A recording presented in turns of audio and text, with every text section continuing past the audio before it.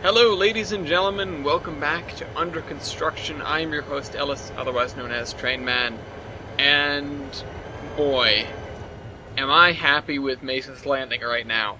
Obviously, it's not all updated, but Mason and his macadam roads have made this place better, you might say. Much better. I'm actually much happier with it than I was. Also, you can see I've added tram track to a lot of the roads. We've got a loop here that runs down this way, a loop here, and then both of those lines come this way, and they run down the sides of this main sort of boulevard area. They come off the main road, they have a stop here, they go over here, and then they run down the center of this boulevard, and then they head back off that way. I've done all that, and the thing that I want most for Christmas is to have all this operating. And so I have all the different type 5, so we have a bunch of different colors. And I might assign different colors to different sort of routes. Like one is just going to be in town because I need to add a short-turn loop here. So we'll have one that's in town. We'll have one that's the whole length of the railroad. We'll have one that's just here to Doe Cliff, and then one that's just sort of Doe Cliff to Mason's Landing, which is what we already have. So, yeah, that's what I'm interested in doing. That's what I'd like to do. Anyway, the other thing is I need to build a Carbarn over here. I need to, set up the drawbridge thing, set up the connection across the drawbridge for the freight, and then have the one industry over here. But Mason's Landing is not what I want to work on today because I have been showed some great inspiration for Adams. And that's sort of the next thing. You know, the scenery has gone to here. Once we get past Adams, things are going to get, if not easier, they're at least going to get simpler in terms of scenery. Also, we have a bunch of comments this week, including a couple of big ones, but there's one in particular that I want to start with. Because Evan Games wrote on the most recent video, he wrote, oh come on, let me, so Tane sucks up so much RAM that I can't, do anything normal. He wrote, you missed my comment last week, it's fine though. First of all, no, that's not fine, and I'm glad you said something about it. Second of all, the reason that I missed it is because, as it so turns out, your comment was under review, and I had to manually approve it, which is not something that I noticed when I was on the video there. So yeah, I'm actually going to address that first. 1318, I was going to ask if you ever thought of putting the Geiger Mountains in this route, but I didn't ask because I felt kind of weird about it. I don't know why. Well, you're getting it.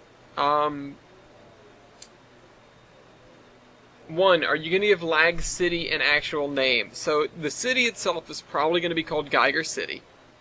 And it's going to be fairly small, not really fitting of the name Geiger City, but, so be it. But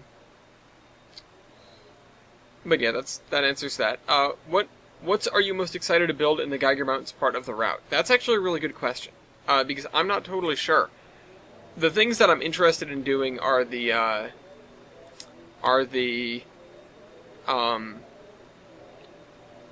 sort of where it interfaces with the old VMR right-of-way and that sort of thing, and where it connects to the other railroads. There's no big set piece that I'm thinking of for that railroad. Anyway, before I continue with the comment, because these are fairly short answers, and maybe I'll come back to that bit, we need to talk about this area here. Chris showed me a town that's local to him that actually could be a half-decent base for this. And one of the things that is important about it is how much more condensed it is. So the thing that we're going to have to do today is take everything and bring it closer together. Because this being as spread out as it is not actually, well, it's not conducive to me making a half-decent town, but it also doesn't really follow in the footsteps of that. So I think I'm going to sort of be bringing everything closer together. I'm going to sort of clear out the back area here and and that'll be that. You know, once that area is cleared, then we can tear up some of the roads back here, and it'll sort of help our thing. This is the area that I want to get done. Chris had said something like, "Oh, you should get it done by St. Patrick's Day." Now, I don't typically remember when St. Patrick's Day is, but I know it's like a month away, so I'm gonna try and get this done. You know, I don't like deadlines, but you know, I'm gonna try my best. So, whoops, I wanted to turn that around. So, also for the person who asked, this is the roundhouse that's in Mason Valley. I also replied to the comment directly. What I had meant when they had asked me was, oh, put it in a comment on the under construction episode, but they actually put it in a comment on the zombie train episode. So I responded to it there. I responded to it a few minutes ago.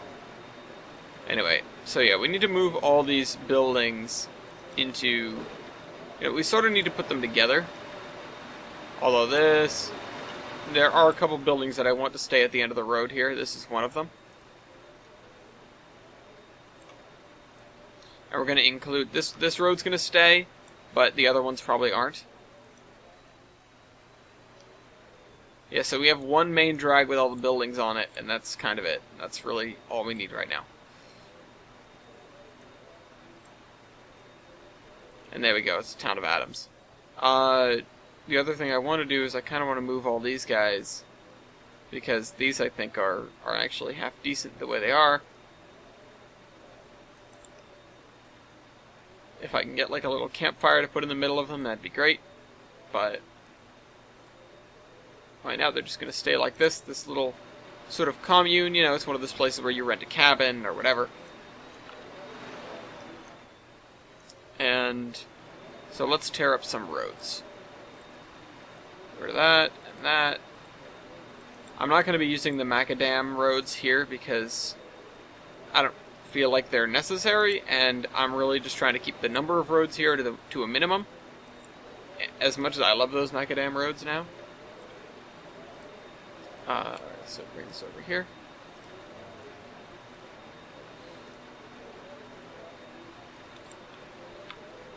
Okay.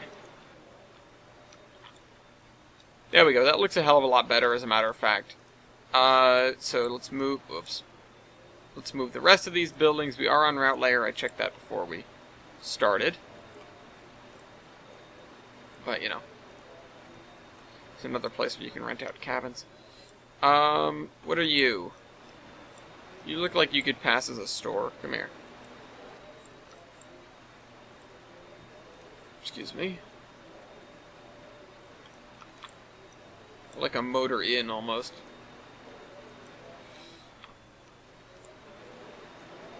You're going to be on the corner. You are going to be out in the street. So this one's down on the corner, that one's out in the street. Oops. Okay. You're going to be across the street from these guys. And if you guys have any other buildings that you think would go here, hoot and holler. Let me know.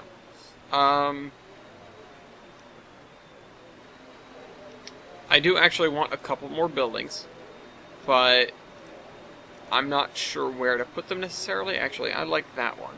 Give me this one. We have some residential houses here. I'd kind of like that. So, yeah. Alright, next question. Why is you name Bombs321, or is you YouTube name Bombs321, but you call yourself Train Man? Okay, funny thing that, this is actually a good story, I think. So, way back in the day when I was making my first accounts ever, literally, the first accounts that I'd ever made for anything, I thought Bombs321 was hilarious. I thought it was the greatest name that you could ever have, ever, of all time. And so I decided, okay, I'm going to make because this is what mattered to me at the time. I'm gonna make a YouTube account, obviously, so I can make comments and stuff like that. But because you need one to comment. This is many moons ago, before a lot of changes to YouTube, yada yada yada, before they were absorbed by Google and all that jazz too. But there was one other thing that I cared about enough to get an account for it, and that was RuneScape. And that was probably my first account ever, was RuneScape. And so I got a RuneScape account, and I called it Bombs321. Because, like I said, funniest thing ever. So, Bombs321 it was, and I made a YouTube account at around the same time. I'm pretty sure the RuneScape account was first, like I said. Obviously, it's Bombs321, it's counting down to explode, haha. And my mom was like, don't make an account like that on the internet. Like, you'll have the FBI after you, basically, is what she was trying to get across to me. I didn't listen. But, that's sort of the way it was. The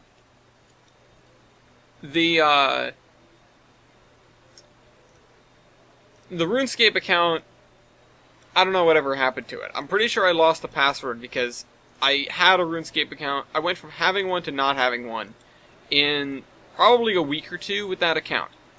And now maybe it's because I got in trouble for my account name, but I don't think it was that. I think the more likely thing is that I totally forgot what my account was because I was, like, really young. I don't remember what year it was. I can't even tell you how old it was, but probably younger than 9. If I had to hazard a guess, probably younger than 9.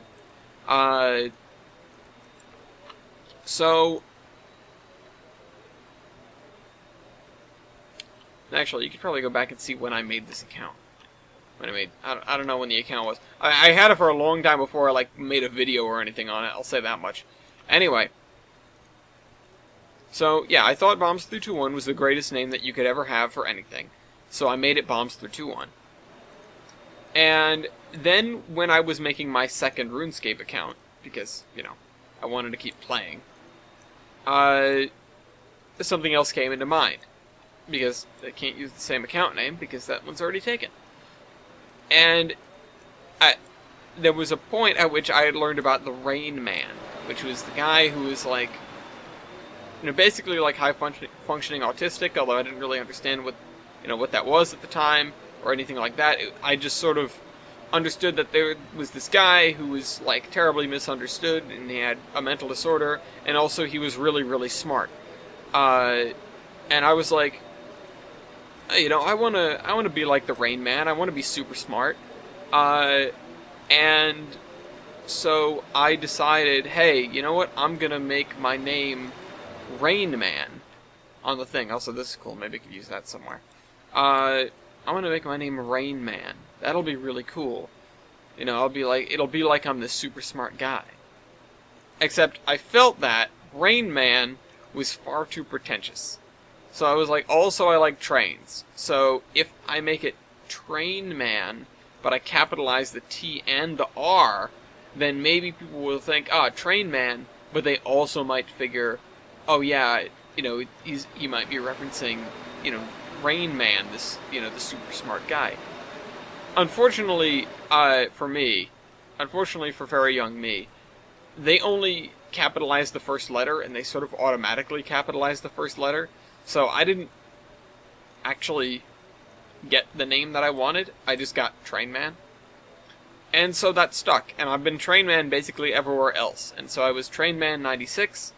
And I was Train Man, 1996, depending...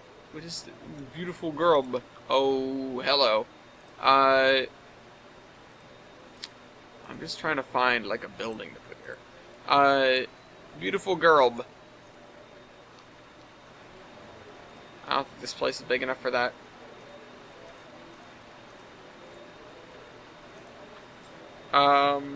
That's probably a good one to use.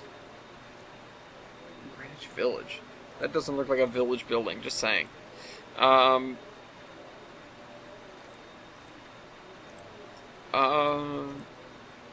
yeah, so I was Train Man.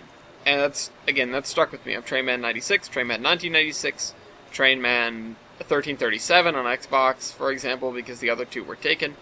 What What's another one that I've done? Actually, those might be it. Usually I get off pretty lucky with the train mans. Also, I was Tran Man once because I misspelled Train Man when I was getting an account somewhere. But yeah, no, that's just been it. That's the story of Train Man. It's deeper than you think, really, I guess. But you know, I never changed my YouTube name because I was like, why do I need to? Why would I bother? I'm Train Man, but my account is Bombs321. What does it matter, really? So I just sort of stuck with it. Now, since then, right, I have my other username. The new one for me is the Admiral, or not the Admiral, but Admiral Ellis in particular. That is the new one for me, and that's the one where I'm sort of going, maybe I should change everything over to that, because that is a little bit more unique than Train Man, because there are a million Train Men, of all different numbers. And, maybe that'll, it has my name in it too, so it's got that going for it, and it has a cool, short version. Well, it has two, one of which is Ellis, which I'm totally happy with, because, well, that's my name. And the other one is Admiral, and I'm happy being called that, I guess. But that's sort of what I'm getting at. Maybe I should sort of move over to that at some point. Also, what is this? Firestone Farm Tires. Oh, wow. Oh, this is great, actually. I love this. Fix your car up before you head out on that big trip. Yeah, this is better. And we'll have all grass in here, and then trees around the edge. Let me start defining the edge. Yeah, so I'm tempted to move everything over to that, but it's sort of a slow procedure because I don't want to say goodbye to the names that I already have. The one name that I have changed is on War Thunder. I'm no longer Trainman 96 or 1996 or whatever it is. Also, the advantage of being Admiral Ellis is that I rarely have to stick a number after it. I rarely have to. I almost never have to. And again, it's fairly unique. And that's why I rarely have to put a number after it. I rarely have to fight for it. But yeah. So, that's sort of one that I can stick by, and when I'm signing up for a new website or whatever, I try to look for that one first. Or I try to remember to look for that one first, because that's, I'm not saying that I'm leaving the other ones behind, so to speak, but it's sort of the more modern me. It's the new me. Not that I'm any different than the old me, really. But yeah, that's why there's this disconnect, and that's why I'm Admiral Ellis in some other places, because it's like, okay, I just, I'm trying to move on, or trying to move up. I'm trying to standardize, and sort of use the one that's a little bit simpler or better suited to me, or whatever, more unique. And yeah, and that's something that I'm working on. And maybe me saying this will sort of spur me on to change my name in other places. I still have my one free name change on Xbox Live, so I could change that to Admiral Ellis, and I think that'd be a good thing for me to do, because that's a fairly public-facing one, and when I'm out there, if somebody's like, hey, train, on Battlefield or whatever, I don't respond to that as much, because I have to figure, oh, wait, who's this guy talking to? Oh, he's talking to me, that's right, I'm Train Man, that's right, that's who I am. I don't really like being called that, and so I don't know, I would rather be Ellis, really. There are some people in the group to this day, Agilies, Milky, whatever, and Flegel as well, to an extent. For example, using examples, that are their screen names. And I've always stuck with, no, call me Ellis, I'm Ellis, call me Ellis. To the point which, my name on Skype is Ellis Temelio. It's my name. It's not, it's not a screen name or whatever. You can find me by looking that up, although I think officially my username on there is Bombs321, but that's not what I go by, and that's not what people see. So, sometimes there's an advantage to having a non-name thing. Like, I have a really old Gmail. It's one of the earlier ones, one of the oldest accounts that I have, and the thing that I use for it isn't a name, and it's the account that I've had forever, and it's the only one that I really have and use, but it isn't my name. And so when I get spam messages, it's, oh hey, blah blah blah, and that's not my name. And so it's easy to tell when it's not a person sending me an email, because they tend to use the email in, under the assumption that it's a name, and it's not a name. So it's very easy to tell when they're not, when it's not a person. Also, I'm not particularly fond of hiding my email, although I'm not particularly fond of giving it out, because what's the point? What do you people need my email for? I use that email for everything. I don't need it to get messed with, whatever. But whatever. It's not a big deal. What are you going to use an email for anyway? Yeah, actually, now that I say that, you think about it. Like, an email is often supplants a username on a site, which is kind of weird, because a lot of the time you might, people know your email. I mean, people are going to know your username too, but even if it's if it's a site where you don't share information, where you don't talk to people, and, it's not like a forum is what I'm getting at, then why would you want your email? Nobody's going to know your username, so why would you make one less thing for somebody that's hacking into your account to figure out? And by hacking, I do mean, like, the actual definition of hacking, and not like, tap, tap, tap, tap, tap. Oh, they're putting up firewalls left and right. Up to tap, tap, tap, tap, tap. I'm in. Not that. That's not what I'm talking about. That's not real hacking. Real hacking is basically phishing. It's trying to figure out somebody's password. It's not, let me find their back door. Actually, that's a different video. But I'm trying to download the mainframe. That's not real. So don't learn hacking from CSI Miami and Law and Order. It's not how that works. And in fact, if you want to learn how to hack, 90% of it's just, trying to figure out what their password is, trying to think, like, stuff in their life.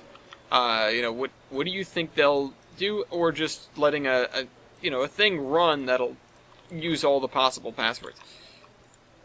Now, on a password tangent, that's why I hate websites that have a limitation on what your password can be. First of all, a maximum character limitation is completely ridiculous, because I get that they don't want to tax their system by having to store these huge passwords, but seriously? A maximum character limitation? Like, oh, your password can't be longer than blah blah blah, because whatever. No, that doesn't make any sense, because, honest to God, if your password has to be shorter than a certain length, then you're making it so that the bad guys know, like, no, it's going to be less than this length. I mean, let's be honest, they're going to start from small and go to large anyway if they're trying to decipher it, like, if they're trying to decipher it, brute force, but that's kind of my point. They might never reach your password if it's very long. Think about it. So, if you say you've got a password that has to be 8 characters long, you can do the math, and I actually, I'm saying you can do the math because I don't actually know what the numbers are off the top of my head, but, like, every one of those characters, if it's an 8-character long password, for example, because a lot of sites are, like, minimum 8 characters, but I'd do more than the minimum, just a hearty recommendation. A lot of times I see 8 to 20 characters. You should be filling out that 20 characters. Anyway, so the thing with that is, if you got 8 characters, there are 26 letters and 10 digits. And for the most part, it's probably going to be one of those. You can also get into symbols, but some, I don't know, it's different for the password people. Anyway.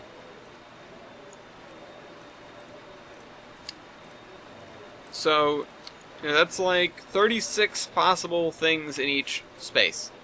And so, for every combination of that, it's like 36 times 36, or, whatever.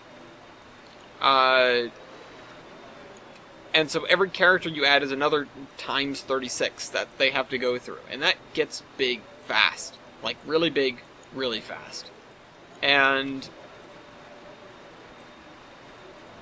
that really makes an impact, that changes. So 8, it's 36 to the whatever. 8 spaces is 36 to the 8th, which I'm not going to whip out the calculator and do it, but it's a large number. But 36 to the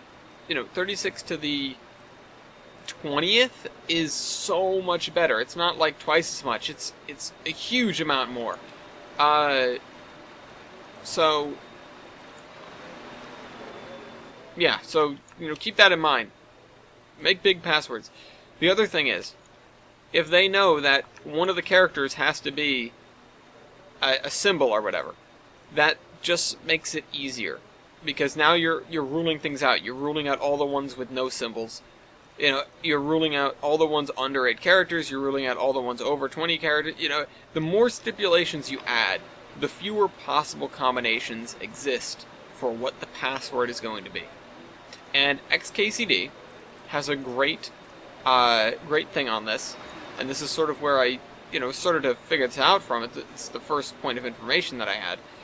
Which is, if you're going to, or it led me to this, if you're going to have a password, well, which of course you have to have a password, I would make it basically a sentence. If you have to have a period, a capital letter, whatever, make it a sentence. Make it a whole sentence. Something that only you would think of, only you would know. Maybe it's something from an experience you share with your friends. Maybe it's an in-joke, or whatever. People could still guess that, but the fact is your password's going to be really long. And people are either going to guess it or they're going to brute force it. And if your password's really long, brute forcing it becomes damn near impossible. So, keep that in mind. Keep that in mind when you're making passwords. I tend to make up a sentence or whatever, but make it something memorable. And use that, pretty much, with a couple of tweaks to make the password people happy. And, it might not even necessarily be a sentence. It might just be words that are strung together. If you just pick 4 words, this is actually the thing that I read on XKCD, I'm pretty sure. If you pick just 4 words, 4 random words that you can think of and tie together, first of all, it's easier for you to remember as a human being. Second of all, it's much harder for people to crack, because now you've made a long password, and there might not be anything that points to it. Like I said, you could make it an in-joke or whatever for you to remember it, but if you make it like, a horse, apple, monkey, banana, obviously some of those things go together, so it'll be easier to remember. You think a horse likes an apple, monkey likes a banana. Horse, apple, monkey, banana. Or you can make it like horse 1, apple 1, monkey 1, banana 1, exclamation point. And there, you've satisfied symbol requirements, you've satisfied capital letters if you capitalize one thing in there, you've satisfied length probably, and now you have a half-decent password. Now don't actually use that because I've said it in this video. But that's Password Pro Tips with Ellis. How did I get here? How did I get here? How has life been? That's part 4 of Evan's question. Maybe we can move on to that instead of talking about passwords. And I need a drink first. That's how life's been. No, all things considered, life's been alright. There are good days and bad days. I had a rough patch lately because I was sort of, me, I get preachy. and then people don't really care, so I get sad. Uh, because I want nothing more than for people to get along and blah blah blah blah blah. All this sort of stupid hippie jazz that nobody really wants to hear. People just want to be angry and they want to be right. But with everything, with everything that's been going on, and with all the people that I deal with, and with whatever, and I'm not going to call out names or anything like that. It gets difficult sometimes. It gets difficult. It gets difficult to remain positive, and when I'm freaking, when I'm trying to sort of say, no, don't be like that. Don't be hating, or just be nice, or at least be neutral. Like, don't spend your time trying to find reasons to dislike people. It can be real tiresome, especially if people don't want to hear it because they feel like they're totally justified in hating people. And I get it. Sometimes you feel like, oh, I've been wronged. Let me just, let me take it out. Oh, I hate these people, or I hate this person, or this person did this, therefore these people that are associated with them are terrible. I'll do one. I'll do one right now because it's a similar situation to what was discussed in my group the other day, in the Horsemen the other day. It's like, if you look at, and it's going to be political, just fair warning, if you look at the Republican Party right now, you have a lot of people that are allying themselves with the Republican Party because they feel like that's where they belong. And these are not savory people. These are white supremacists, Nazis. These are, well, not even Nazis. The old school Nazis are all gone. We got neo-Nazis now. They sound cooler, but they're not. They're also not cool. I was about to say they're not nearly as cool. The Nazis weren't cool to begin with, just a disclaimer. And so they're effectively undermining an otherwise just perfectly fine political party, and then you have an entire sect of Americans and beyond that now has a vendetta against anyone that isn't liberal, because if you're not a Nazi, you're clearly, if you're not on the team that hates Nazis, then clearly you support Nazis. And that doesn't make any sense. And people get legitimately angry over this. People get riled up. People find reasons to go after other people because of this, because you're not on their team, it makes you the enemy, because there are some other people that are, worthy of being so. It's tough to describe, it's tough to put into words, but I hope I'm getting the point across that, I'm faced with that. I'm faced with people that are, that are basically going out of their way to generalize and find reasons to hate people and hate groups of people, and like, it's not okay. It's not, it's not even that it's not okay, like, like, you're terrible, you shouldn't be doing this, but just the fact is, when you go out of your way to do that, then not only are you making yourself miserable because you're just hating, but you're making other people miserable too, and you're hating people for no reason. You're just gonna make enemies, really. You're just gonna make people unhappy with you. You're just gonna make it so that you're just making it tougher to find common ground with people you probably have more in common with than not. There are people that hate political parties, or hate religions, or hate whatever, just groups of individuals hate, people that from this certain railroad, or whatever, to get more foamer about it, whatever, that are just associated with whatever group because someone has given that group a bad name, and it's not right. A group is formed because it's about having a collective of beliefs, having a bunch of similar beliefs and getting people with these similar beliefs together. But the moment you have a cause, people that think they have similar beliefs to everyone in that group are going to join up and make it, basically illegitimate and make it difficult to deal with. And to go the other way, you have a group like Antifa, which is a sort of, it was a group that was created to prevent fascism. Antifa, anti-fascism. It sounds like a noble cause, right? Because fascism led to, well, the rise of Nazism, and basically, well, not basically everyone, 2 out of 3 of the people that we fought in World War II were fascist powers. And you'd think that preventing fascism from taking over, as it did in these cases, is a pretty noble thing to do. And yet you have people that come in and use the banner as an excuse to, well, excuse to do unsavory things without going into specific detail.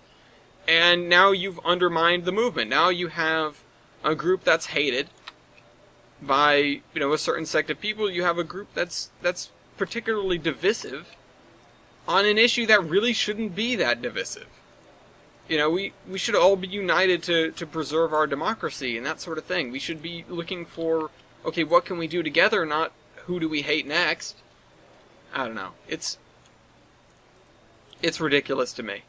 It is ridiculous to me. And this is where I get to soapbox on this show, and I feel bad about it because you guys don't deserve that, and I really like doing it, and then I feel bad. And things get difficult because I feel like I do it way too much, and it starts to just be noise. It starts to just be a rattling in people's ears that people don't want to hear anymore, and that it sort of undermines my ability to get any point across, even if the point is hypothetically a good one, or at least I think it's a good one, or whatever. If it could be a good one, if it could help, I really just want people to get along. That's all I want. That's all I want on a daily basis.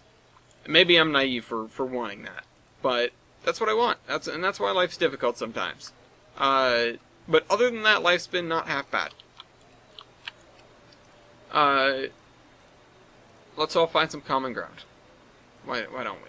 Let's all find a reason to be good to one another. Why not? It's not going to kill you to do it. How was the model railway club you were in, Ben? Haven't been, unfortunately. But this ties into number 6. Have you ever been to the Amherst Railway Show in Springfield, Mass? Aha! Well, Ethan actually Ethan is the kid that I used to tutor. Very close to Evan in terms of a name. I apologize if I have called you Ethan and you've not said anything, or ever called you Ethan in the future. I seriously apologize. Because I know that's not your name. Anyway, Evan. I was there last week with my model railroad club. And that was great. We bring our little modular layout, which we made pretty much just for the show. It went together in about a year, and this was its second time being exhibited at the Amherst Model Railway Show. So yeah, I was there both days. I wanted to put out a thing like, hey, I'm gonna be there, come and see me, but I didn't get around to it. I honestly just forgot. So I apologize if you're actually in the area. I don't know where you're from. I don't remember. But if you're mentioning it, it sounds like you know of it, and that sort of indicates to me, hey, you're probably nearby. So you could have come and visited the Providence Northern Model Railroad booth. But I did go there, and I talk about this on the podcast too, and I went to see all sorts of people. I love it because a lot of the people there will remember me from previous years, or when I visited their operations. I recognized somebody that I knew from Essex. I recognized people from the Mount Washington COG, and they remembered who I was. And I ran into some people from RPI because they were there just visiting the show. What else? Who else did I run into? I talked to all the main narrow gaugers. Yeah, yes. I went both days, and that's an hour and a half drive in each direction. The second day, I drove out to Fitchburg first. I picked up TJ. I brought him up with me. It was a blast. The second day, I was actually volunteering at the booth for the middle third of the day. So, if you happen to see the Providence Northern booth, we were in not the Better Living Center, we were in one of the buildings. I can't remember what. We were in one of the buildings. I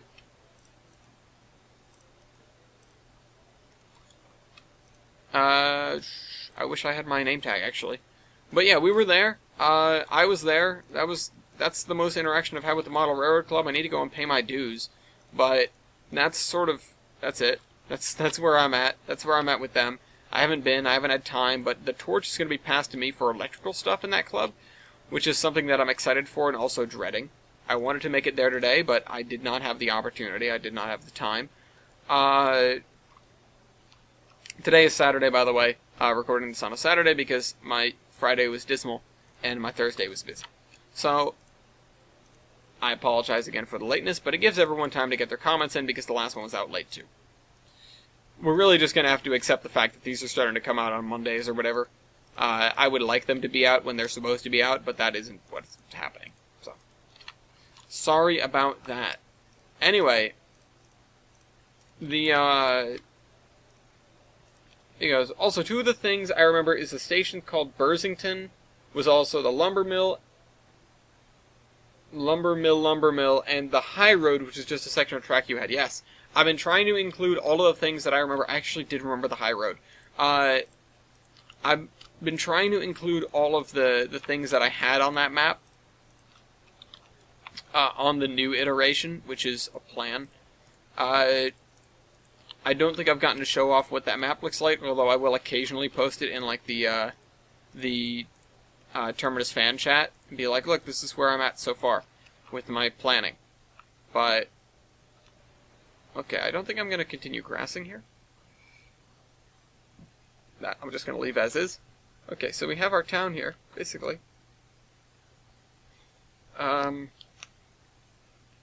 We have atoms. I like it. Now we just need to come in and do textures. Well, we need to come in and do trees first and then textures. So trees are next on the docket.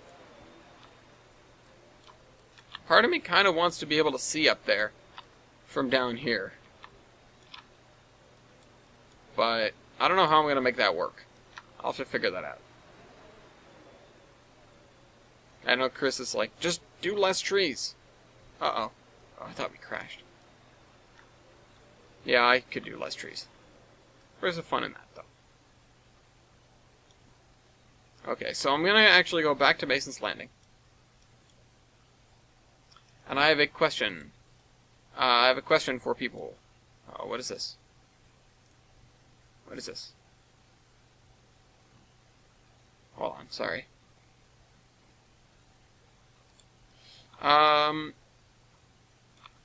Here we go. This way. Oh, he also seems to have had something to say about my Penn Central discussion. I think maybe Amtrak would have never been created because the PRR was pretty good with passengers from what I know of, and maybe the New Haven would die a fast and painful death. And for the New York Central, well, I'm not sure because I don't know too much of the New York Central, but maybe they would still be around in rivals with the PRR. But maybe Amtrak would exist for passengers and stuff. Well, here's the thing. So, you can see, if you look up some documents of the day, and here we go on this tangent again. You can see if you look up some documents of the day that people realized that Penn Central was in trouble real friggin' quick. People already knew that Eastern roads were in trouble, but Penn Central was like Penn Central was the big alarm bell. Like, oh yeah, no, we're screwed, we're in deep. So, that sort of indicates to me that, without that, it might have taken longer.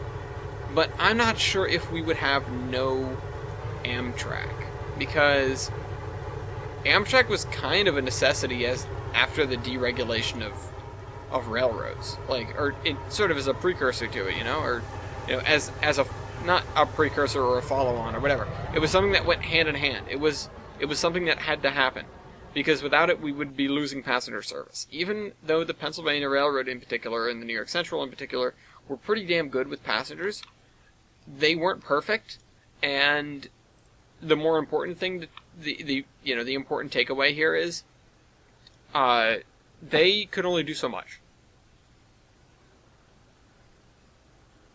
They were still not making money, and that is a problem, and that was a problem, and so you have all these unprofitable lines that, they were basically stuck with.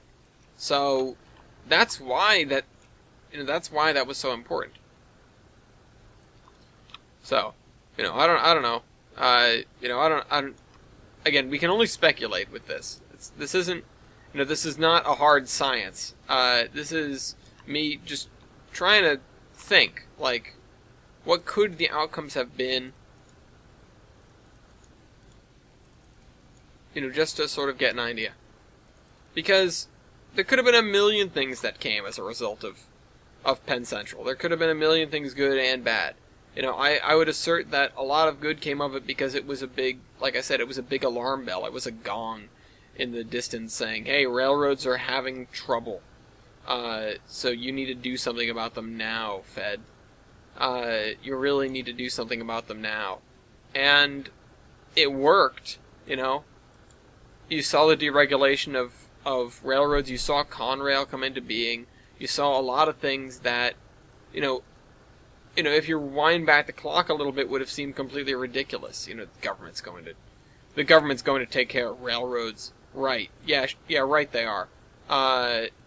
They couldn't handle them during World War I. What makes you think they can handle them now? What a stupid idea. But that looks so bad. I can't even describe how bad that looks. Holy crap.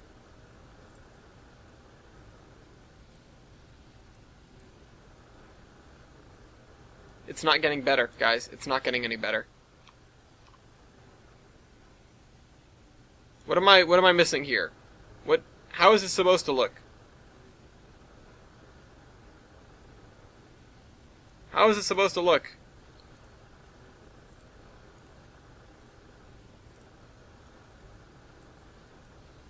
That's marginally better. Needs to be bigger.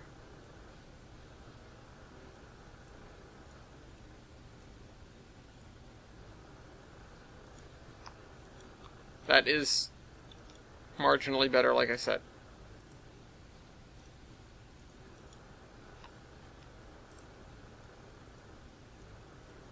I need it to be like a constant radius, and that's not what's happening right now.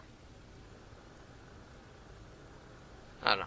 I got into as much as I could then. I'm not sure if we would see Amtrak come on the scene as quickly, but in the meantime we might see a lot more passenger losses and issues that stem from that. Whether that be things like with the major cutbacks and stuff that had happened on railroads like SP. You still had, I wouldn't necessarily call it a healthy passenger system by the time that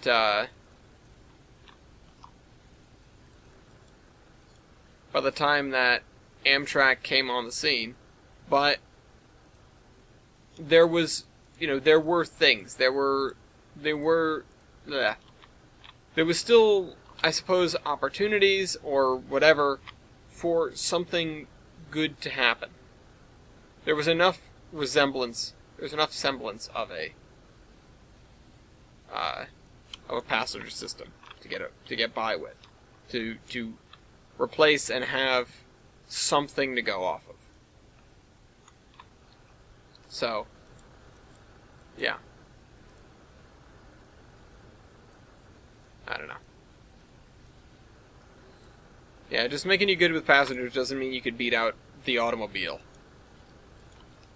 Unfortunately. Arguably, the New York Central was better with passengers than the PRR. They did have the most famous train in the world. Arguably.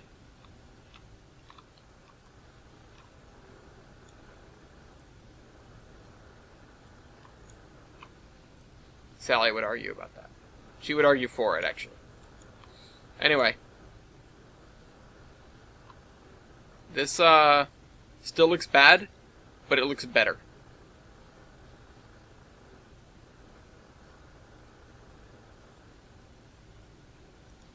So I guess we're gonna deal with it.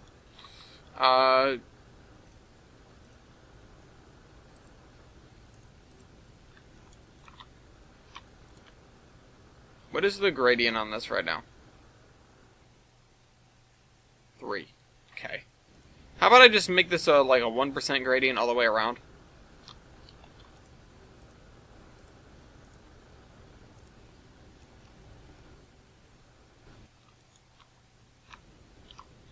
didn't seem to work.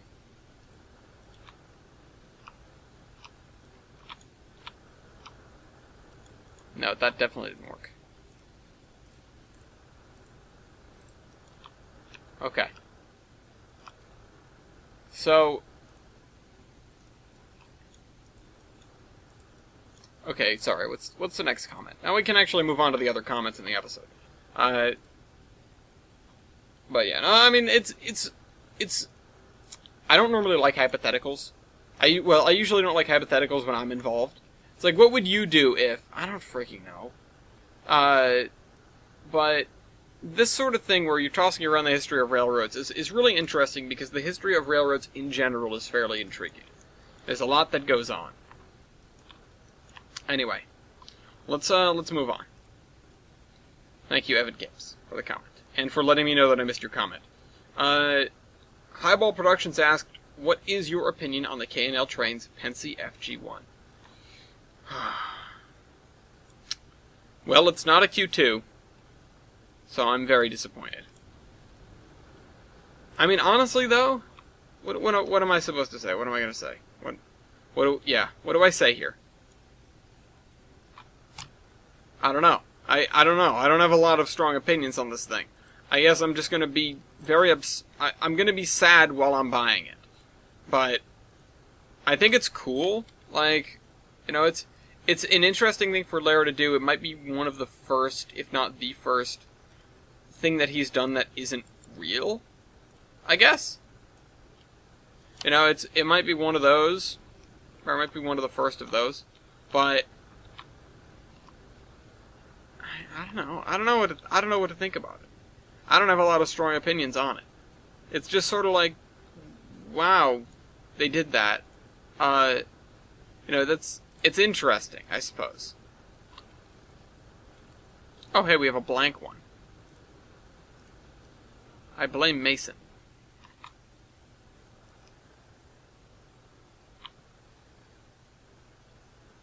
Right, let me see here. There's no macadam road that has no, I'm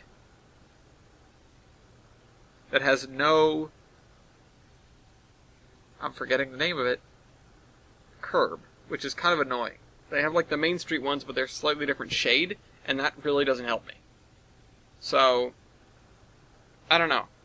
I need to think about how I'm going to set this intersection up. This is something where, as you may notice, I've sort of left it blank because I didn't know how I was going to set it up. If I had one with just the white lines... Do I have one with just the white lines? Let me look. No, I have one without the white lines. That's not helpful. It's the opposite of what I need. Oh, that didn't help. Okay, so I don't think we have it. This on the whole doesn't look half bad, but not what I need. Really not what I need. One of the things I could always do is actually just do this. Hold on. This might look a little weird, but it might be good enough. That's the wrong way. I did this, I got away with this for a couple of other intersections in this area. So maybe I can just do this. And then tie that one in from the side. But then what? What do I do with this? What do I do with this section here? Oh, you know what? I don't need to do anything with it because what I can do is this. Nope. That. This. Come on. There we go. And this can just sort of float and sputter. No, okay, we'll turn you into that. And we'll turn you into a sandwich. Poof! I want to do... Nope, that's the other way. Wrong way around again. So we'll do that. Okay, that doesn't exactly help, but it's something. Okay, that definitely doesn't help. Let's do this. And I'll just try to make it so that it looks like it's pretending to be the other side. Or something like that.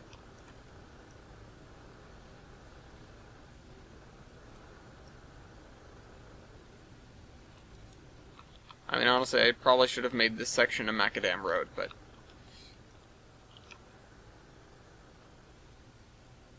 Macadamia road. Oh, the other thing I can do is actually attach this. Wrong way again. Yeah, that actually came out not half bad. Let's see, though. Is there a way I can... That's a Gavin or Google beginning. That definitely is.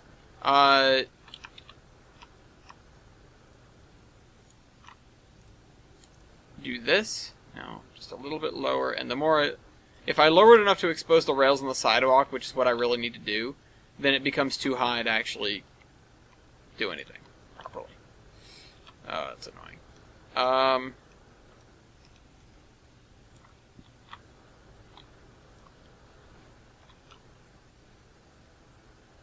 Well, let's see. I can replace this one with... I can replace this road with, that.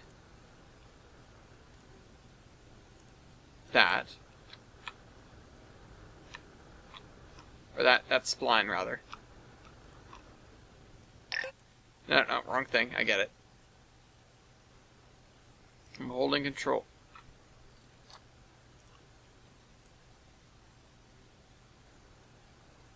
Okay, there we go. With that. The other thing I want to do is actually raise... Wrong thing, I get it. Put a spline point there, raise this slightly so the diamond doesn't look as weird.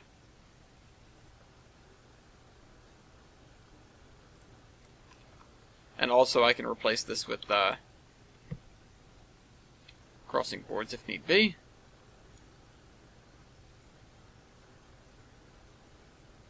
Kind of wanted them to take the right there, but, you know, what are you going to do?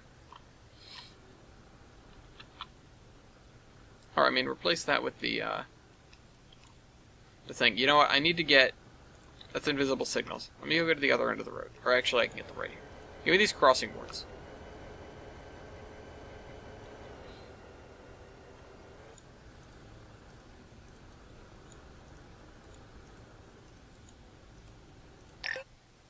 Yes, it is.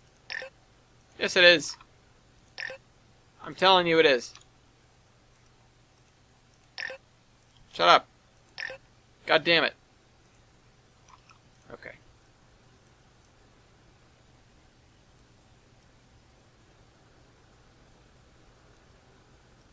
We're going to need about 1,000 of these. And I need them to end right at the end of that macadam road section. As close as you can. That's probably as good as it's going to get.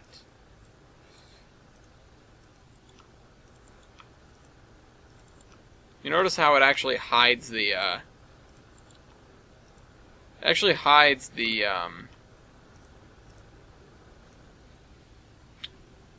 what do you call it? The broken road bit on those.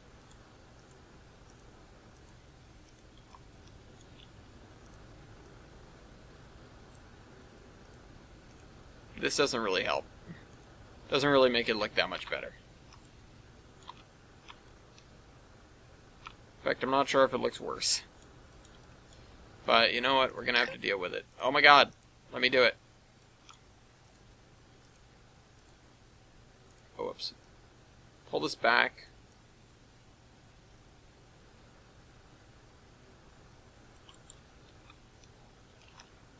This is so awkward. Because of the conflicting heights and everything of these.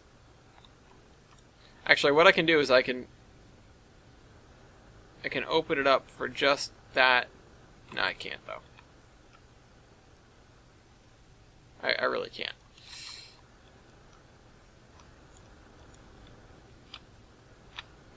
Well, we'll just have to live with it like this, then. That's all I can say.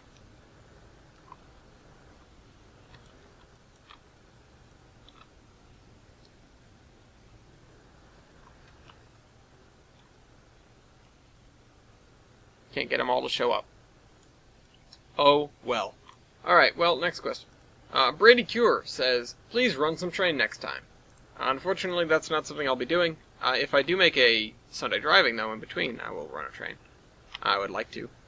But the other thing is, I don't run trains during under construction. Under construction is for, well, construction. It's for building. And if you want to see me run a train, then go check out some Zombie Train episodes that end with the number 3. Because that's where I run trains. Not necessarily on here, unless I don't have a route to review, but I do run trains. Or at least the AI runs trains, if it's something that somebody set the AI up on, which makes me happy and usually gets some points. You know. And points are everything. The other thing I need to do while I'm here is actually set up all the power lines that aren't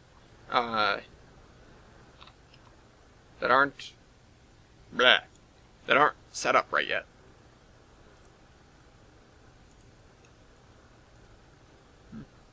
Okay, so I want oh, that's just the wires. What did I use at the other end? I used trolley pole. Yeah, I did. Okay, that's good. We'll do that.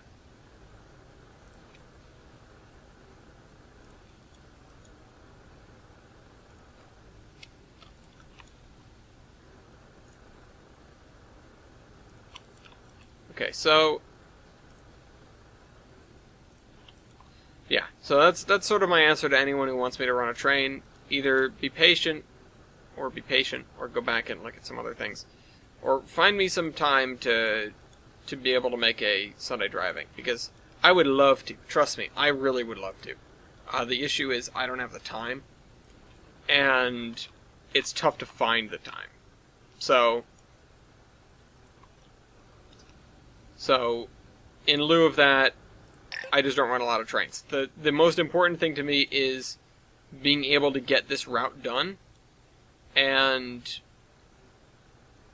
that's sort of that. That's my life right now. I want to get this route done.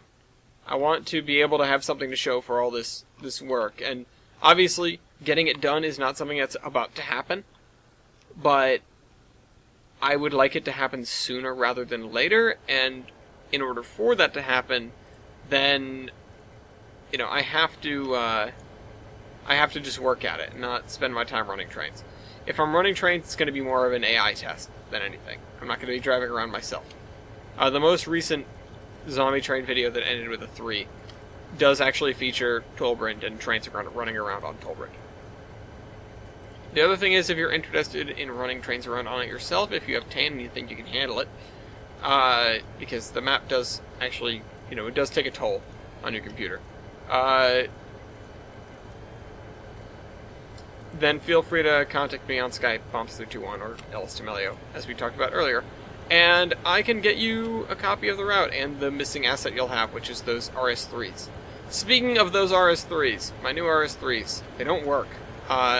They do work, actually. That's sort of misleading. They do work, they work great, but the issue with them is the fact that we can't get them on the download station. It's perfectly allowed. We asked, we figured it out. It is allowed. We can put them on the download station if we so please. But the issue is that they won't go. They are too old, and when you update them, they tend to sort of not work. So that's my call out right now. If anyone thinks that they can figure that out and that they can get them to the point where they can be uploaded, please shoot me a message, holler my way. I will be more than happy to send you those assets and go, get them to the most recent, or get them to a half decent asset version and patch them up and get them up on the download station or whatever. So, I want that to happen. I want to see it. I want those to be on the DLS because it means that Tolbrand will be usable again. Right now, not all of the assets, because of those engines, not all of the assets are on the download station, and that's pretty mission critical for Tolbrand. That's kind of what most of the point is to make a giant map that is multiplayer compatible, and therefore all of the assets that go into it have to be on the download station. So if you ever see me use something and you go, oh, I wonder where I could get that, you already know. So, yeah. It's a big deal right now. It's something that we're all working together to resolve. I mean, I can't do much, unfortunately, because I'm not very well versed in this asset stuff. But Milky and Mason have been poring over it, trying to figure it out. And recently I asked Flegel, whom I refer to as the big guns, to come in and help us as best he can. So, you know, that's something that I'm hopeful for. That will reach fruition in the not so distant future. It would make me extraordinarily happy to get those guys working properly. So if you think you can do it, let me know. It will be all yours, and you can have the credit, you know, for fixing it and whatever. I'll praise you out loud on the show. You know, build you a shrine, sacrifice my firstborn. Okay, maybe not, but I will be very appreciative. The only person that gets my firstborn is Tom Brady. Speaking of which, go Pats.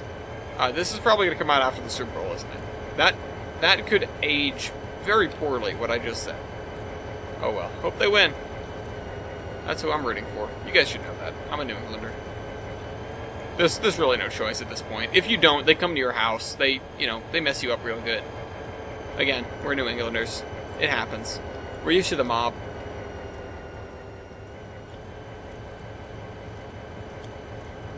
At least when you pay your protection money to Bill Belichick, you know that it's going to a good place. It's going to Foxborough Stadium.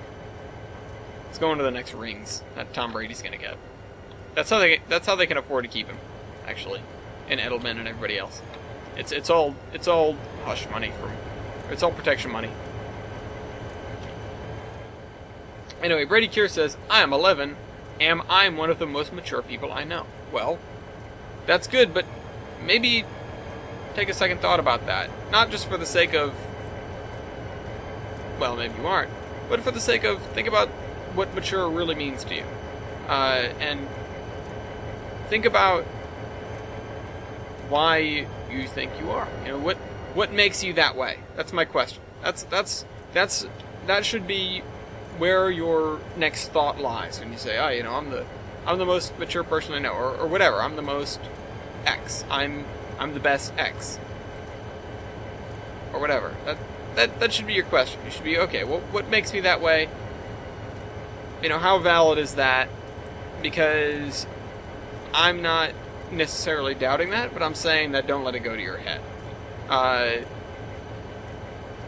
We all deal with a lot of things in a lot of different ways, and if you think you're the best at something, or, you know, well, you said you're one of the most mature people you know, so you're not saying you are the most mature person you know. You know, that, which implies you know more mature people than yourself, which means you have something to aspire to in the future, which is good. And I think that's good that you think that. I think that's good that you feel mature, you know. Everyone wants to feel mature. Everyone wants to feel like they've got it all together, that they've got it all sorted out, and it's a good thing you feel that way. You know, not doubting yourself on one hand is not a bad thing necessarily. It's really not. Don't let it go to your head, because you don't want to be going around like, I'm so mature, I know better than all of you. But at the same time, you don't want to be particularly meek or whatever. No. Don't let it go to your head is what I'm saying. Be humble. If you think that you are the most mature person, if you truly believe that, if you found that, you know, everyone else around you seems to be so mature or whatever, you know, whatever you're basing that on, that's good. You know, my only comment is be careful with that. You know, be careful with holding yourself like that, because just like with anything else, what you think is mature now, you might look back on in a couple of years and go, ooh, you know, that wasn't very smart of me. You know, I wasn't thinking straight. I didn't have it figured out as much as I thought I was.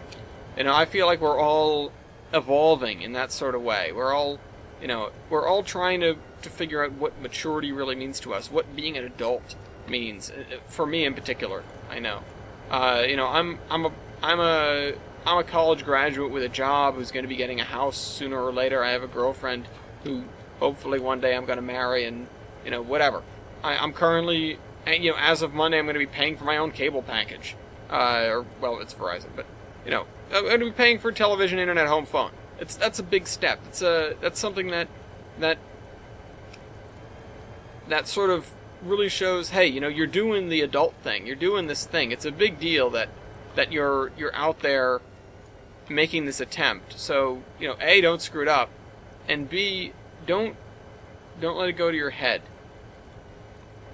You know, don't think that, you know, I mean, not necessarily don't think that you're the best, but don't show it, maybe. Maybe is what I should say. Don't brag about it. Because I think that most people would figure that they are particularly mature. Most people, I don't think, would admit that, oh, I'm so immature, you know, whatever. So, you know, be careful with that. If you think you're mature, then show your maturity by being humble just as well. That's what I would say. That's what I do say, as a matter of fact. But again, it's good that you feel like you can collect yourself that way. It's good that you feel like you've got it all tied up that way. You know, having confidence is an important thing in life, and a lot of us don't have enough of it. If you ever gone to ask a beautiful girl out, you might realize you don't have so much confidence. You know, you get what I'm saying? So it's important to be confident. It's important to be confident. So, anyway, I'm sure Tom Brady's confident.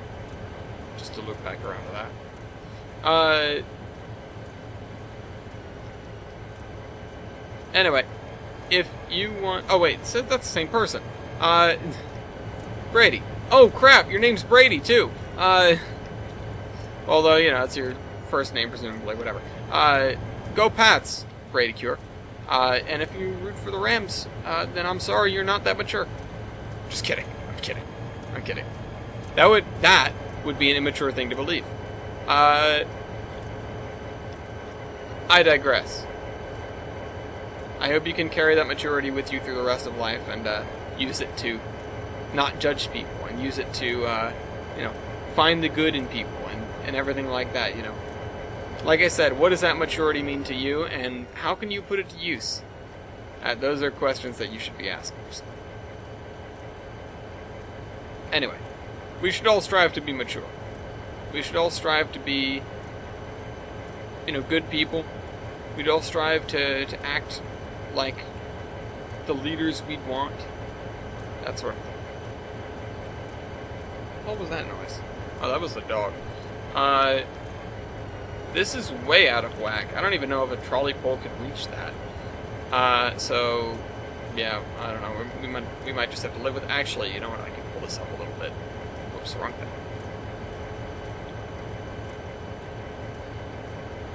Grab the other line. There you go. That should be better. So, yeah, Milky, I can't fathom how difficult it is to string... Or not to string trolley wire, but to deal with it in real life. I can't, I don't get it.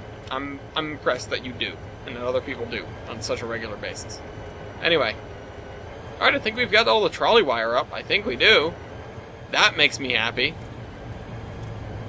That means we can actually run some trolleys. Not that that actually made a difference, but in my head, you can definitely run some trolleys now. Let's move these around a little bit. So I want to do that. Alright, actually, we have, what, one more comment? Oh, the other one is... That other one is Evan saying you missed my comment. Okay, Icer. Icer has written me a nice fat comment. I appreciate that. How much more time do I have? Oh, good, I have like 45 minutes. I knew that I lingered on Evan's first comment. I almost called him Ethan again. Evan's first comment for a while, and I was concerned that, oh man, I'm going to burn all my time. I didn't. Hold on, let's see. Did I set this up properly? Yeah, I did. Okay. Part of me wants to test this so bad. I really do. I really, really do. But hey, we made progress up there, so maybe we can afford to have some fun. Oh, that's right. Carbarn. Carbarn. Carbarn. Carbarn. I get rid of these roads because of that. The thing I might do is actually make this turn here and do that. Yeah, in order to preserve this space for trolley turnarounds, I might do that. So let's get out some, not the street run. Let's get out some wood. Obtain track wood. And then the other thing I'm going to do is...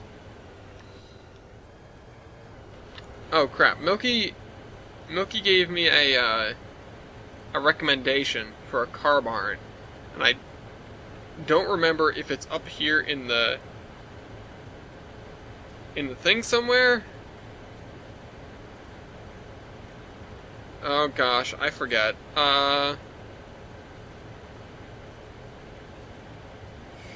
Yeah, it's been a while since I asked that, huh? I totally forgot.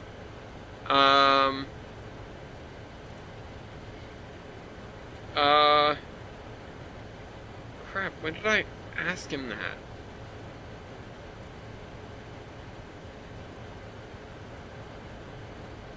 That was a while ago. Oh, Old Depot N1. Old Depot N1. Let's see, do I have it?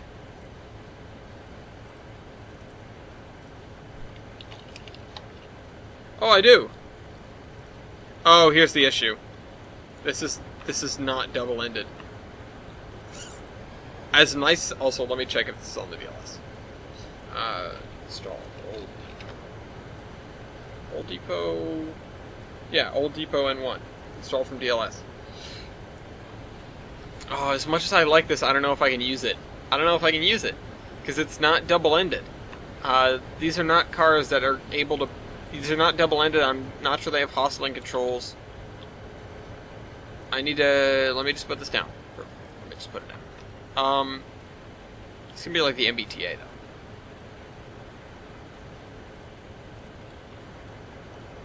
Oh, for goodness sake, get rid of this. Okay, put the car down. Alright, great. Your trolley pole sticks through the roof. Well, I think we're gonna use the other one, because I can't fit those in here. I guess we're just gonna have to deal with that. We're gonna have to deal with the, with backing them in. Which means I might not actually have to move the road. Oh well. Kinda want to.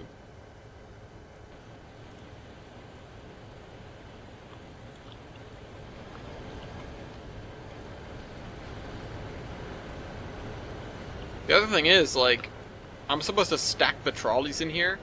I don't know about that. I don't know if the AI is going to want them to go in. What is the height of these? 11.94. So basically 12.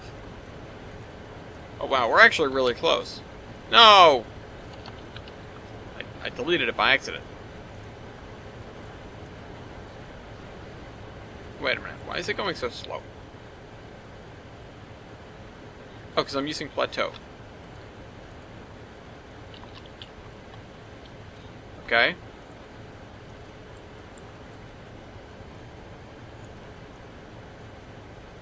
I might want to move that, that siding. Not sure why it sticks out so far.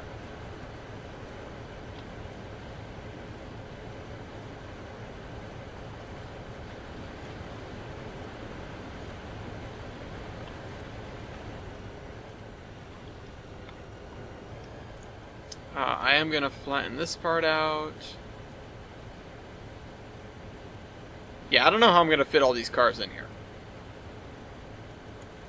I could probably fit 6 if I really squeezed them.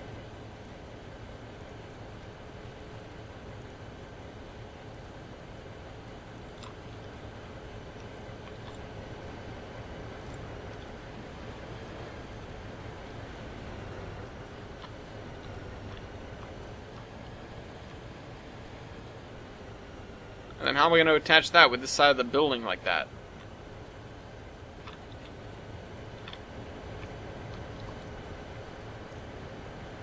I mean, part of me wants to just do this and call it a day, you know? But again, I'm supposed to attach this spur line here, and I don't think I have a way to do it. Okay, this is going to be a pain in the neck, isn't it? I might actually want to raise the Carbarn. Carbarn. It's fun to say. It's a Carbarn, I know, but Carbarn is... That's what it is in Sweden. Okay, maybe not really. Okay, so let's put this over here. Sorry, Icer, I'll get to your comment in a moment. I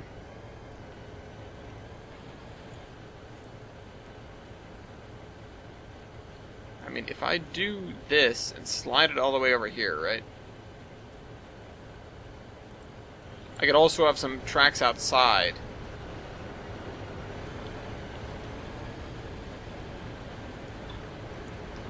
I kind of wanted this whole area to be oriented differently. But Milky, I like this Carbarn, so I'm going to use it. So kind of wanted to put up some seawalls there.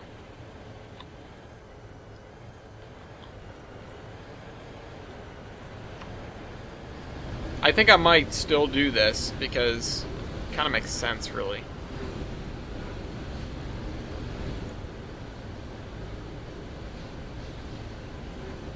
It made more sense when this was oriented a certain way, although it still kind of is. Alright, let's just do this. Let's get this over with. Let's see what happens. Okay, that doesn't work, so let's not do that. I'm kind of surprised and glad that that didn't crash the game. Because the moment I clicked there, I went, oh no, wait a minute. Wait a minute, this might not work. Kowalski analysis. Alright, do that. And so that has to go wicked uphill. It's going to be a wicked awful grade, isn't it? Let's find out. So, if we just make this part the grade, right? What grade is that? Oh, it's a 2%. You know what? That isn't that bad. It's not good by any stretch, but it's not bad. It's not terrible. The other thing is I do want to sort of make this a road that leads down. You know, that's our entrance for the employees and crap. And have it loop around here. Meanwhile, this guy's going to heaven. Let's see, what happens if I make this part like a -1? Or like a -1.5? No, not like that. You. Actually, -1.5 will do. Because this segment's shorter. So it'll have less in it. Now they should... Okay, they're actually both 1.5 now. That's actually... That worked out way better than I had expected. Great. Look at this. Look at this. This sucks. It's awful. Crap. Can I shift this back at all? I can move it back a little bit. Okay, I like it, but it's the rest of the stuff that's screwing me up. It's not your fault. Okay. Let's just scooch that... Oh. I can't read, apparently. Can't do that, I guess. The other thing that I want to do is I want to rotate this a little more so that the entrance is straight. The other thing I want to do is I want to straighten these guys out, right? I want to straighten these guys out, and I want to add a... I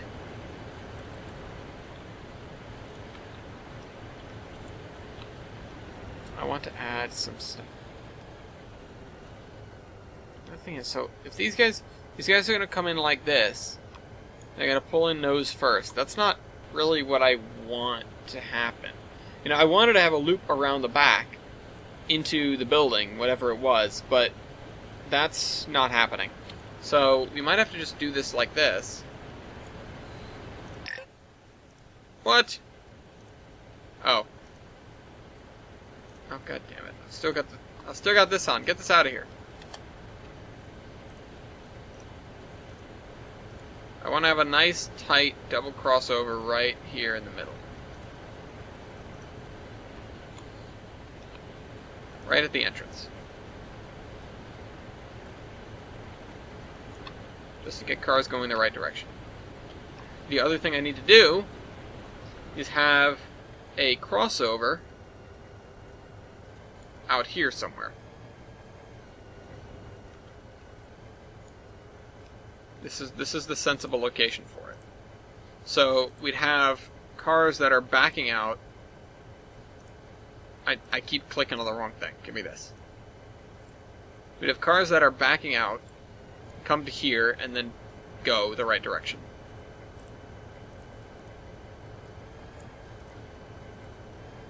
And then cars that are pulling in, or well, cars that are pulling out are just going to go the right direction. So, oh.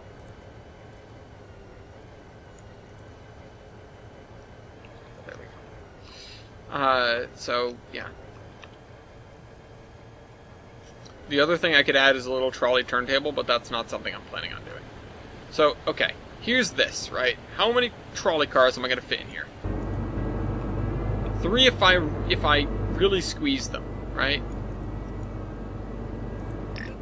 Yeah, how far back can I pull these guys? Okay, all the way to there. So we're going to have to add invisible signals that basically are just enough room for all these trolley cars. And then also track marks. Because they do have to go back in here at the end of the day.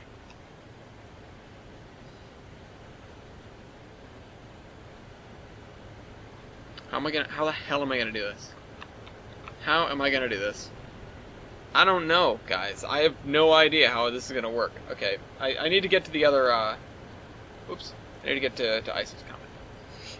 Now, this might be a long one again, so you're welcome. Thank you. So, Ellis, I know you have a test route, as it just has some track and other stuff on there, but for my test route, it's become a route. I mean, it's all real scale, but it has a model layout feel to it. I'm sure you'll see pics of it on the Skype chat from time to time. I have seen it. It's actually really cool. It's coming along. Also, on another note, the real scale PRR route is on hold until I get a bigger hard drive, and I do plan for you to beta test it in the sessions too. Awesome. You could pick up like a cheapo external hard drive, like a couple of terabytes. I'm not sure exactly where, but they exist. You know, they're not that hard to come across, or they're not that hard to get your hands on, I suppose. Okay, hold on. Let me think about this for a second. Right? So, we have this building here, but I want more storage. I want more storage. So, how far do I have to shift this thing over? Also, if I build a thing, can I get more room? That's the other question. If I shift this thing over to like here, and I'm really screwing with the rails, I could have one track that comes in here, one track that comes in there, and then these could go into outside tracks. And then I would have more storage. I could also shift it back.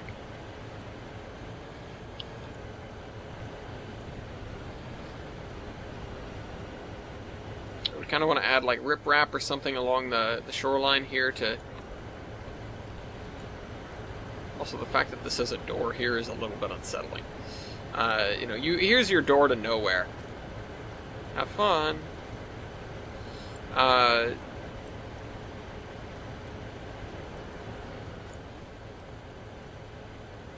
There we go. There we go. Okay, so I might actually do this now. Sorry. Continue. The map will be free, though the Sessions Plus content like the reskin logos, freight cars, and maybe some buildings might be payware, but only $10, so it's cheap. How kind of you. There might be about 6 sessions or more. I have a buddy who comments on here that'll be testing out the route when it's done, and he will be doing the real scale timetables for everything. Oh, that's right, it's real scale, so you can do real timetables. Since it's to the time period, 1940s to late 1960s, the sessions could be long, too. There will be some AI traffic, but since the line from Wilmington, Delaware to Cape Charles, Virginia, it's all single track beside the station. In some towns, it'll be double track. Hold on, wait. There will be some AI traffic, but since the line from Wilmington, Delaware to Cape Charles, Virginia is all single track besides the station, in some towns, it'll be double track. I'm not sure what you're saying. The Northeast Corridor will have AI, and the B&O section will have some AI, but as well, but for the PRR, it might not. It could. I'll just have to figure out how and where to put in the portals. Another thing, when the route is done and released for everyone to have, and you could talk about it on the Terminus podcast, maybe have me on the show too. Hey, if you're in the guest list, so we don't do the favoritism on the show, and I'm not saying that to be mean. We just have a policy of sticking to what we do, which is you got to get the question right. And even when we want to have people on or don't want to have people on, it's always just a game of, okay, well, if they get the question right, they come on. That's just the rules. We lay down the rules, and I at least am a stickler for rules that I've laid out in particular. So if I've done that, which I have in this case, I don't think I'm going to change it. I don't think I'm going to go and say, yeah, come on, because, screw the rules. It would be nice to have you on, though. Just in a general sense, never, if you're in the guest list, absolutely, if you think you can be on, if you want to be on, go ahead, try that question, because sometimes they aren't that difficult. You just have to be in the right place at the right time, and then have a couple of hours to spare. Because it's all real time. You know how long the friggin' podcast goes. But yeah, if I don't get you on when your route comes out, whenever that is, I will totally plug the route, because I'm probably going to be super excited about it. I am excited about it right now, so make me proud, dude. Go out there and slay that dragon, so to speak. Make that route. Make it awesome. This is a trolley yard, so we can get away with some super tight radii. We can pretend we're playing with N scale here. Okay, please confirm. Yeah, no, I'm excited for your route. I'm gonna be honest. I get excited for routes in general. When someone in the Horsemen or whatever is working on a new trains route, I get giddy, because I want to explore other people's routes, and I want to see their progress. I want to see those dreams become reality. I don't want them to be memes. I want them to be dreams. Alright, we've got a super tight little thing here. I like it. Super tight things. Wow, chicka bump, wow. Hey, chicka bump bump. I've been watching a lot of Best of RVB lately. Okay, so we'll leave it like that for now, but this way at least everybody can get into the Carbarn. The Carbarn. Oh, crap. I didn't mean to do that. I wanted to delete the thing, not the track.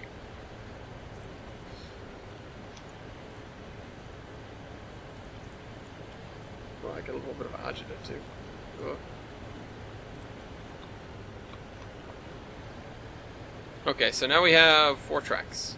I'm okay with that. I think if we store 2 on each track, it should be more than enough. It should be plenty for what we're trying to do.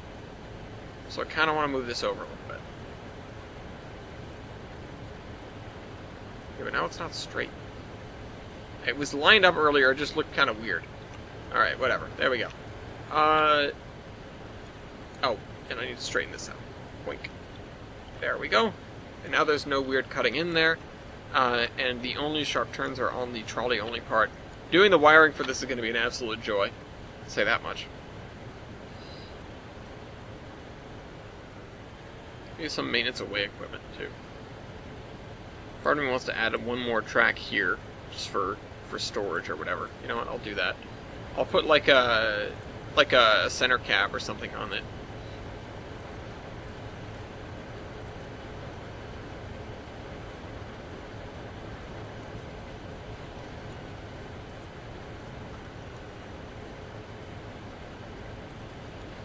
So I've got like... Also, it's Groundhog Day, so I guess I'll be making this episode again and again for all time.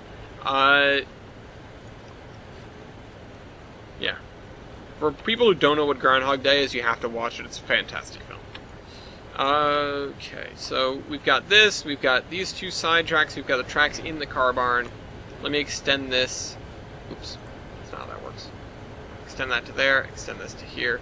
And I can make these nice and tight, real close together, because trolley cars have super tight clearances.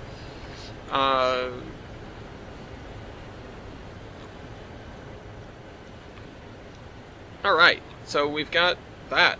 Yeah, I'm happy with it now. I hope you guys are happy with it too. Let's see, do I have like a... I should have... No, not these guys. Let's see. No. No. I know I have stuff. I know I do. I know I have them. Let me search here. BLW. No, that's not it. Down track. BLW Loco 5. This guy. Put that there.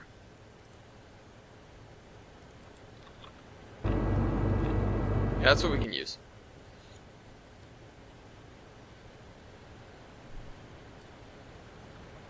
Okay, so let me make sure that this is... Okay, no, this is the other way now. I kind of want it to be...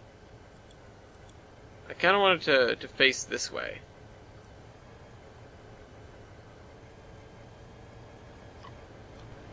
Because now stuff can get this way, but it can't get that way. Except for stuff over there, in which case, yeah, you're screwed anyway. Yeah, you know what? Let me swap this around. So I need to move this back a little bit more to there. Clear that so that I can use my track. Bridge track. Invisible bridge track. Truly invisible. It's truly invisible. I thought it would be lying to me about being invisible. Actually, there's a reason I only trust the BNSF 50 invisible track. It's because I've used some of the other stuff, and sometimes it's not been invisible. And I'm like, A, what the heck? I've been bamboozled. B, how does this get through QA? How does this happen? Okay, and the other thing is I need to add one wire. Trolley pole number 2 wire spline. And it's going to go from here to here. And I'm going to move that trolley pole, or that set of trolley poles. Okay. So let's make a spline point. Oh wait, that already exists.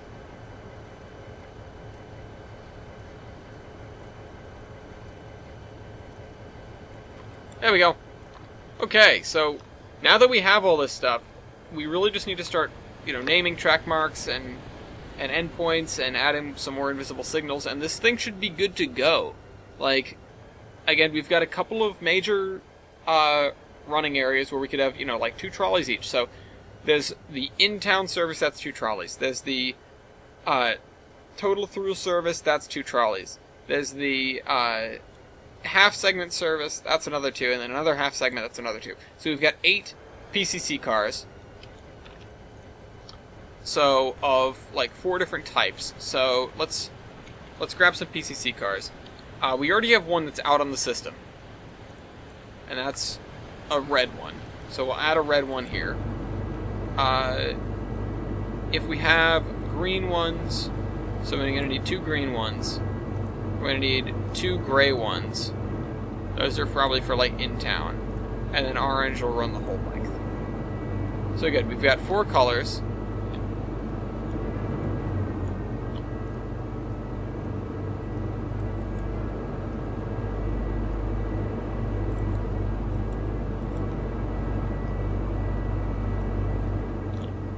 We've got 4 colors, we've got 8 trolleys, we should be good. And that would be such a nice ending, but we've got another 20 minutes or so.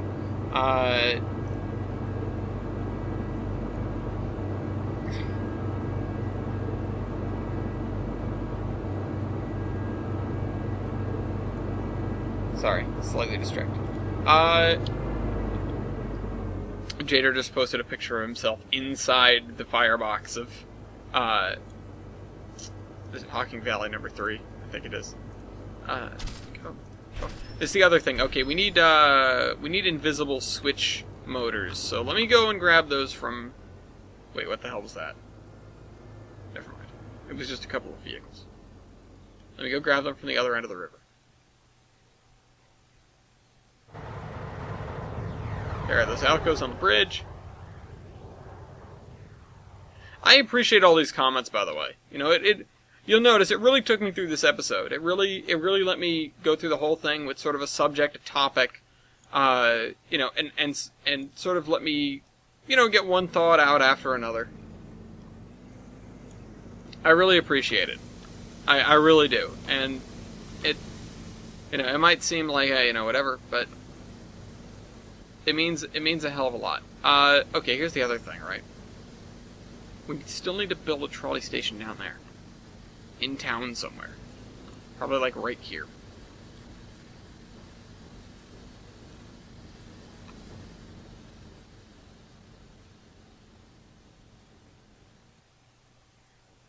We're not gonna have any in-town service there, so.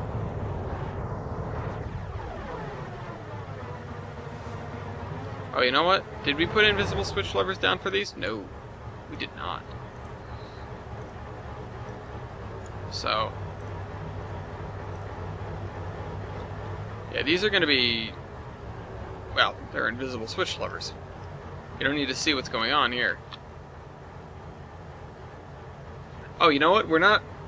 This isn't designed to have half distance. Oh, you know what? We need to add one piece of track is what we need to do.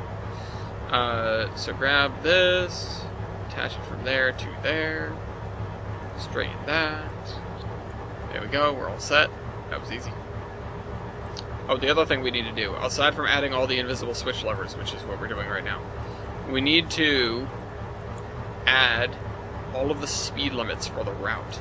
And I think I'm limiting these cars in total to like 40?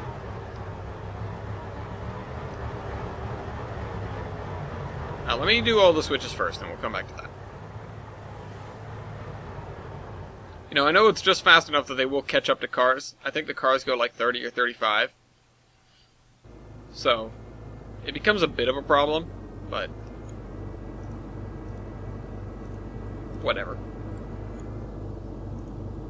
I can hear all the trolleys just sitting there. Whining. Quit whining, you bastards. Yeah, we're just going to use invisible levers for these because I'm not sure what to use really to represent them. And even if I do use something, it'll probably end up clipping through all sorts of stuff.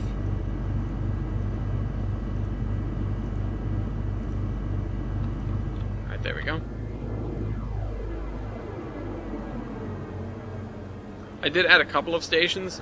You know, the trolley would probably stop in more places than we currently have, but honestly, setting up the station's kind of a pain. Yes, it is. See, I told you so. That like that. So we'll do the whole line. The only trolleys that come down here are the ones that just do inside town.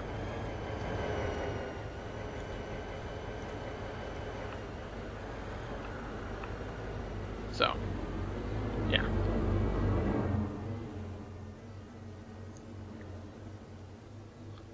So, part of me, right? Part of me wants to run 24/7 service with these because it'd be so easy.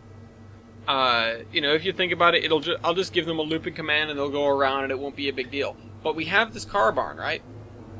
So really what I need to do, and this is the absurd part, really what I need to do is have them do the same thing for the entire day except for one chunk of the day. You know, certain segments will start at certain times, and certain segments will end at certain times. And certain trolley cars are going to go back to, are going to go back to certain areas. And in the meantime, they're just going to be sort of doing their own thing. But that means I really have to... That means I have to guesstimate how long one loop takes and then make that number of loops. Like, if a loop takes 10 minutes or 20 minutes, that means I'm doing 6 loops an hour. So, like 2 or 8, I guess, instructions minimum. So 8 instructions being, go to station 1, unload, load, wait 5 seconds. Or, horn. Go to station 2, unload, load, wait 5 seconds. And that is the loop. That's just for 2 stations. And so that's 8 commands for 10 minutes. And then 10 minutes, that's 6 times an hour. So 8 times 6 is 48. And then if the service is running for, say, 20 hours is a lot, but it's a nice round number. So 20 hours would be, 48 times 2 is 8. Then carry the 1, so you have 96 hours, or 960 commands. Yeah, because of the 0. So 960 commands. That's 8 commands for 10 minutes. 960 commands. It's almost 1,000 commands for one trolley. And so the thing that I'm wondering is, if there is a command that is basically like an interrupt, and I don't know if that's a thing that can happen, if there's like, okay, you're going to run this schedule, and the schedule is going to say, do these 8 things for, until this time, at this time, then, or, repeat unless. I really wish that programming the AI in Tane was a lot more sophisticated than it is right now. And I know that you're opening up a hell of a rabbit hole, but really,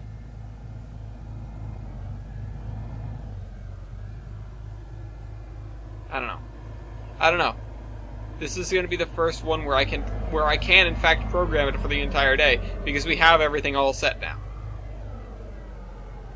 But I just don't know how that's going to work out. But all I know is that they're going to go in here, they're going to do their loops for however much time, and then when that's over, they're going to go back into the Carbarn and they're going to wait for hours upon hours upon hours. They're going to wait until. And that'll be the last command in their rotation, because at 6 a.m. most of them are probably going to be going already. I'll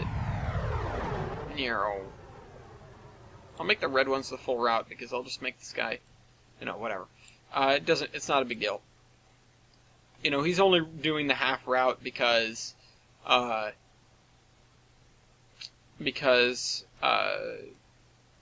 only had up until there. So.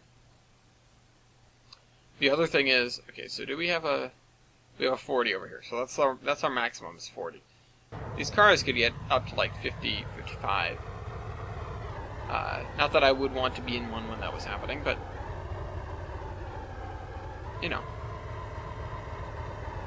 they could do it. So that was a 20 mile an hour there. 10 mile an hour here. Let's give them a 30 going up the hill. At least for part of it. And then a 10 going, 10. Well, I can make that a 20 without much remorse. I'm still going to need to do the intersections and roads in Doe Cliff. Not looking forward to it, by the way. Let's do another 20 up here. Or like a 25. We'll just drop the limit to 25. And I'll also make it 25 coming down the hill all the way to the intersection. Because, let's face it, that's a hell of a downgrade. I'm going to make it 10 miles an hour in the station. And then 30 heading this way.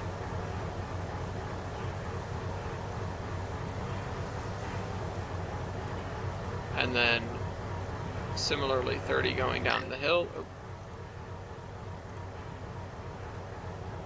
And then 10 in the station.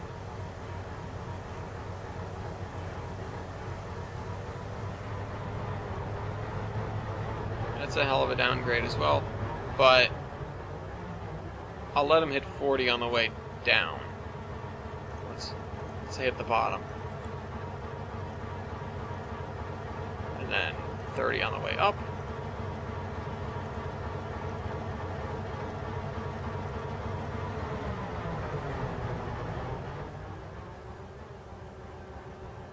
Yeah, and so they'll be allowed to hit 40 all the way through here. They'll be just fine doing this. And then when we get to here, I'll drop them down to 30 again.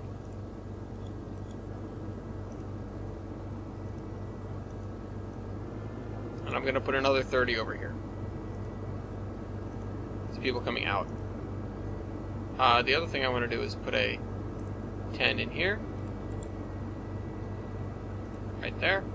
And I want to put a 40 right here. Okay, so they're going to get 30 there. And then the other thing is,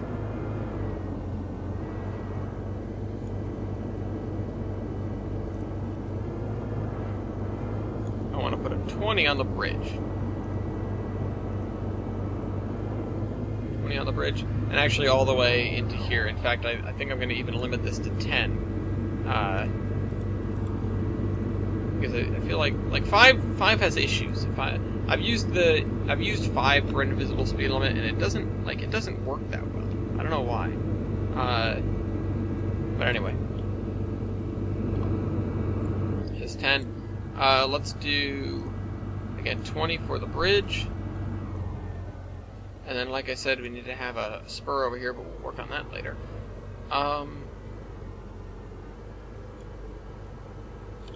So this is 30. I'm okay with that all the way through here. Although maybe this curve should almost definitely be 20 actually. And so should this crossover. So I'm going to make the 20s back here.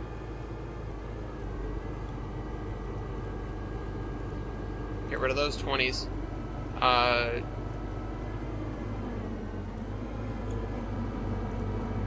Put these 20s here. And then replace them with 30s going the other direction.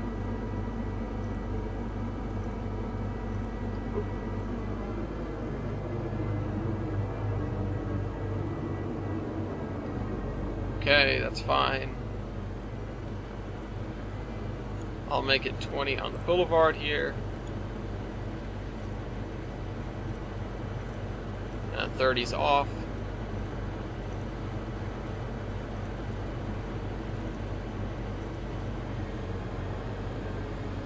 Yeah. And you know what? I'll just leave it 20 all the way through here except for 10s on the corners.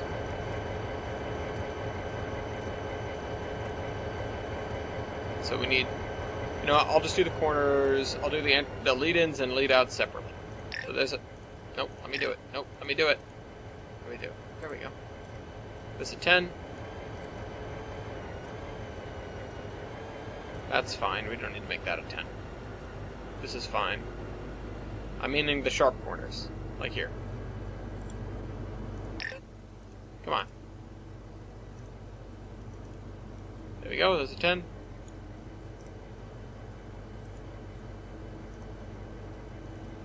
There is a 10. This should be fine. Yeah, it's more than fine. Come back this way. Here's a 10. Second time's the charm. Always is. That's a saying, right? Come on. Now I can just click until it lets me do it. There we go. Thank goodness for our don't show this again. Okay, now we have to put the 20s for leading out of the curves. It's like I'm making visit. Nobody here knows what that is, but that's okay. So, this and that. Come on, there we go. Apparently I double-clicked or something, because it just went... I just want to... Like, I wish this time could fill up the rest of it, because I'm not sure what I'm going to do with an extra 5 minutes. Alright, and do that at the station.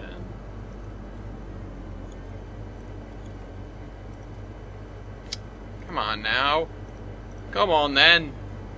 The other thing is, I need to test the interactions of the trolleys and the trains for what we were working on. Oh, you know what? I need one over here, don't I? Oh, I already did that one. Did that already?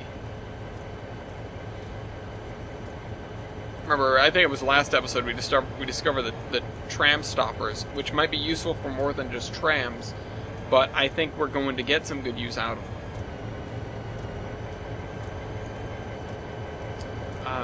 Okay, that doesn't deserve a 20. Okay, I think the rest of this is fine. I think we're good otherwise. Because we stayed off the roads here, we have fewer sharp turns. Yeah, we have that, and that should be it. Except, oh, you know what? Except for... Yeah, that turn is 20, so I'm moving these... Oh, you know what? We don't have 30s leading out of this. So I just decided to make this 20.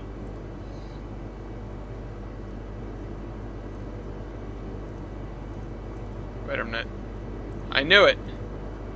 I'd hidden the 30 exactly on top of the 20. Or exactly underneath it. Okay. Great, we've got it. Except the thing is, I don't want to see a freight train hitting 30 in here.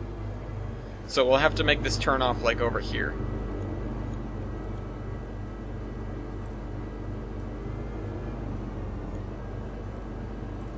Let me just do this for now.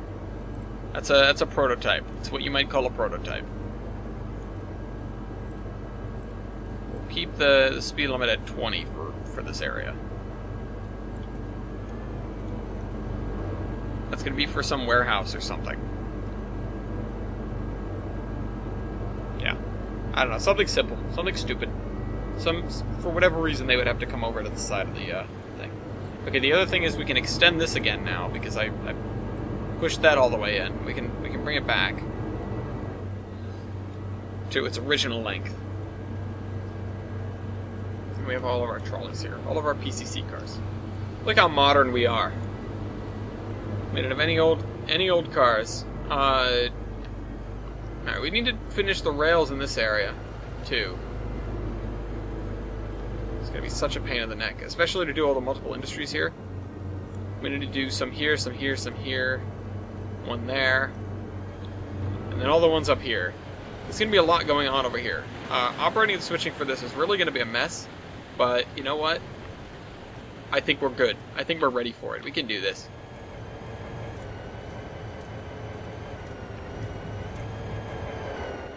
And eventually I'll sort it out. Eventually. I don't feel like taking the next 2 minutes to do that, so... What to do? Did I put one of these stations down at the other end? Let me grab one of the stations. Wrong thing. Give me that. I was like, invisible station. That could actually help. There's the train on the bridge. Hello, goodbye. This area has way too many signals, but I was really trying to make the trains go at a half-decent speed. And not half speed.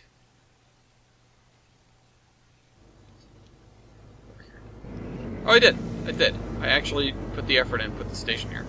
So that's good. That's a good thing. Well, here's our train, by the way. Still in testing. But, you know. Anyway, whatever. I hope you guys enjoyed this video, and I'll see you next week. I know it's a little bit short, but keep asking questions. Train man out.